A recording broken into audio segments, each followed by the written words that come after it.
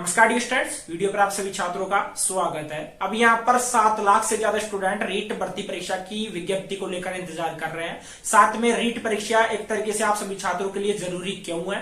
Last year 2022 में 14 लाख से ज्यादा स्टूडेंट ने एक तरीके से वहां पर रीट परीक्षा है वो दी थी। साथ में लेवल 1 हो गया, लेवल 2 हो गया। अब लेवल 1 में कौन कौन एलिजिबल रहते हैं, लेवल 2 में कौन कौन एलिजिबल रहते हैं। रीट भर्ती परीक्षा का जो विज्ञप्ति है या नोटिफिकेशन है वो आपको कब तक जारी होगा। साथ ही में जो बाकी जो जनरल इंफॉर्मेशन है वो भी आज की इस वीडियो में काफी क्लियर करने वाला हूं। वीडियो काफी इंपॉर्टेंट होगा आप सभी छात्रों के लिए।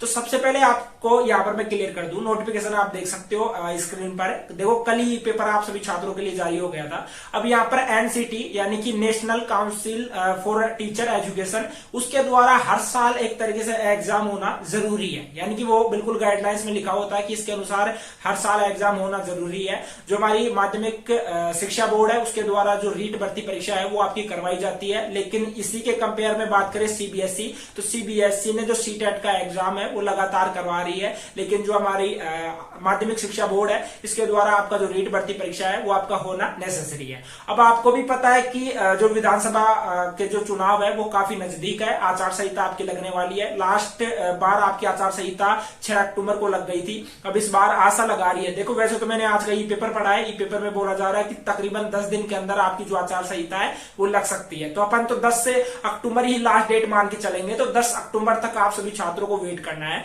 उसी के बाद में यहाँ पर लेवल फर्स्ट एंड सेकंड का मैं क्लियर कर देता हूं। देखो लेवल फर्स्ट में जो पहली क्लास से 5वीं क्लास के जो स्टूडेंट है वो एक तरीके से एलिजिबल रहते हैं। मतलब कि पहली से 5वीं तक के आप टीचर बन जाते हो और सेकंड लेवल में आप 5वीं से 8वीं तक के टीचर बन जाते हो। ठीक है, फर्स्ट लेवल के लिए आप एलिजिबल होने के लिए अगर आपने 12th पास कर रखी है, साथ में आपने बीएसटीसी कर रखी है तो आप एलिजिबल हो। साथ में लेवल सेकंड के लिए आपने ग्रेजुएशन यानी आपने ग्रेजुएशन कर रखी है, साथ में बीएसटीसी कर रखी है, बीएड कर रखी है तो आप इसके लिए एलिजिबल हो। ठीक है, आपको भी पता है कि रीट भर्ती परीक्षा में आपका 60% नंबर अगर आपके आ रहे हैं तो आप एक तरीके से लाइफ टाइम एलिजिबल हो। यानी कि जो आपकी मिनिमम जो एज क्राइटेरिया रहता है तब तक आप उसमें एलिजिबल हो। कभी भी आप थर्ड ग्रेड यानी थर्ड ग्रेड की जो भर्ती निकलती है रीट की, ठीक है, मतलब कि टीचर की, उसके लिए आप एलिजिबल रहते हो तो वो भर्ती के लिए आप अप्लाई कर सकते हो।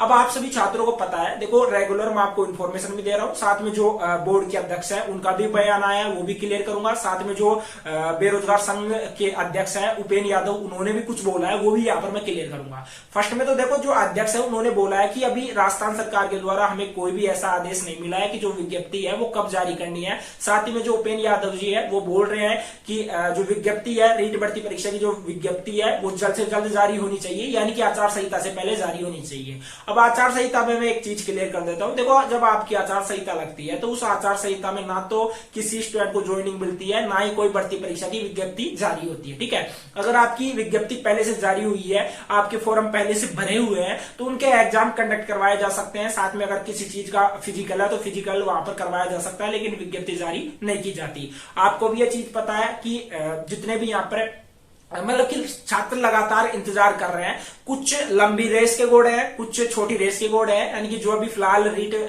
परीक्षा को लेकर एक तरीके से प्रिपरेशन यानी कि जो स्टडी वगैरह है, तैयारी वगैरह वो स्टार्ट ही करेंगे। और कुछ स्टूडेंट जो पुराने ओल्ड स्टूडेंट है वो लगातार तैयारी भी कर रहे हैं। आपको एक चीज क्लियर करना चाहूंगा, अगर विज्ञप्ति अभी भी जारी होगी तो आपका एग्जाम 2024 में होगा, और अगर उसके बाद में भी होता है तो भी 2024 में आपका एग्जाम होगा। क्योंकि देखो विधानसभा के जो चुनाव है अभी जैसे आचार संहिता आपकी लगती है तो तकरीबन जैसे जून जुलाई के अप्रोक्स आपके एक तरीके से जो चुनाव है वो आपके होंगे। उसी के बाद में स्टूडेंट के कमेंट भी आ रहे हैं कि सर रीट भर्ती से रिलेटेड जल्द से जल्द जो नोटिफिकेशन है वो जारी होना चाहिए। अब देखो नोटिफिकेशन का मैं क्लियर कर देता हूं। नोटिफिकेशन का आपको 1 या 2 दिन में क्लियर हो जाएगा। अगर नोटिफिकेशन आपका जारी होगा तो 10 तारीख से पहले पहले आपका जारी हो जाएगा। 10 तारीख के बाद में कंफर्म 100% ये तो क्लियर है कि जो 1 अक्टूबर का ये महीना चल रहा है इसी महीने में आपकी आचार संहिता लगने वाली है। और आचार संहिता में आपको मैंने वो चीज पहले ऑलरेडी क्लियर कर रखी है कि मतलब कि विज्ञप्ति एक तरीके से जारी नहीं की जाती। ठीक है, साथ ही में जो स्टूडेंट एक तरीके से प्रिपरेशन कर रहे हैं, अगर आपको किसी भी तरीके की कोई भी दिक्कत है रीट से रिलेटेड तो आप मुझसे पूछ सकते हो। सिलेबस वगैरह आपको मैं टेलीग्राम पर